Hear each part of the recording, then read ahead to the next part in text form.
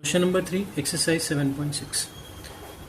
यहाँ भी दो फंक्शन प्रोडक्ट में है, वही ILATE rule integration by part से करेंगे।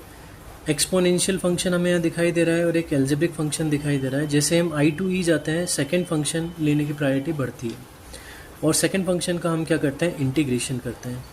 ठीक है, तो मैं एक बार फॉर्मूला लिख देता हूँ, 1 इंटू 2 डी एक्स। तो फर्स्ट फंक्शन को बाहर, सेकेंड फंक्शन का integration minus whole integration d by d x of first integration of second d x bracket close d x plus c. ठीक है, तो ये हमारा फर्स्ट फंक्शन, एक्सपोनेंशियल हमारा सेकेंड फंक्शन। इसको आई ले लेते हैं, x square e to power x d x. ठीक है, अब ये फर्स्ट है, ये सेकेंड है। ठीक है, तो एक्स स्क्वायर बाहर, e to power x d x minus whole integration d by d x of first integration of second whole d x. E to power x का integration e to power x होगा, x square का 2x, e to power x का e to power x d x.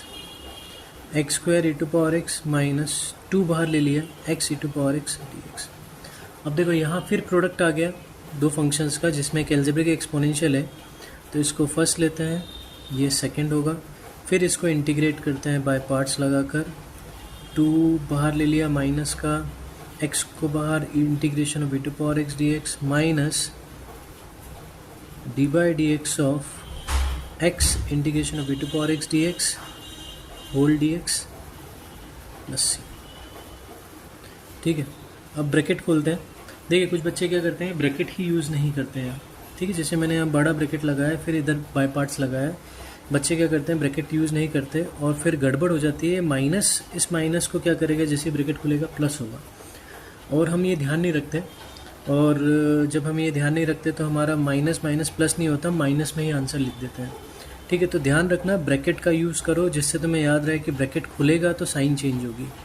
ठीक है, जैसे मुझे याद है, अब ब्रैकेट में खोलूँगा इसकी अगली स्टेप में, तो मुझे साइन चेंज करनी है। ई टू पावर एक्स का integration e to power x minus x का 1 e to power x d x plus c. ठीक है, एक्स का 1 हो जाएगा, ई टू पावर एक्स का ई टू पावर एक्स होगा, और वापस इंटीग्रेशन का साइन है तो e to power x d x का इंटीग्रेशन हम फिर करेंगे। तो x square e to power x minus, अब मैं ब्रैकेट खोलता हूँ, तो 2x e to power x minus minus plus 2 e to power x का integration e to power x plus C.